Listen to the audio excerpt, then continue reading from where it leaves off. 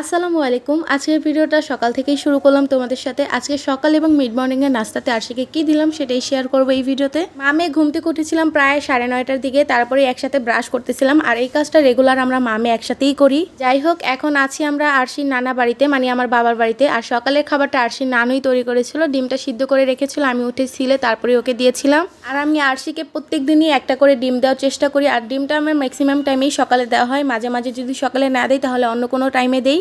ডিমটা আমি ছোট ছোট ভেঙে তারপরে ওকে খাইয়েছিলাম। বেলা 12টার দিকে আরশিকে দিব হচ্ছে মিড মর্নিং এর নাস্তা। আর মিড মর্নিং এর নাস্তাটা আমিই তৈরি করব। বাসা থেকে আসার সময় আমি আরশির জন্য এই হোমমেড খাবারগুলো নিয়ে আসছিলাম। আর কিছুদিন আগে আরশির জন্য এই হোমমেড খাবারগুলো নিয়েছিলাম ফ্যাশন ফেয়ার বাই মিথিলা থেকে। তার সাথে এই ছোট মিনি প্যাক সাবুদানা এবং তালমিশ্রি ফ্রি পেয়েছিলাম, তোমরা অনেকেই দেখেছো। আর আরশিকে আমি মিড মর্নিং এবং বিকালের নাস্তাতে ম্যাক্সিমাম টাইমে এই হোমমেড খাবারগুলো রেখে থাকি।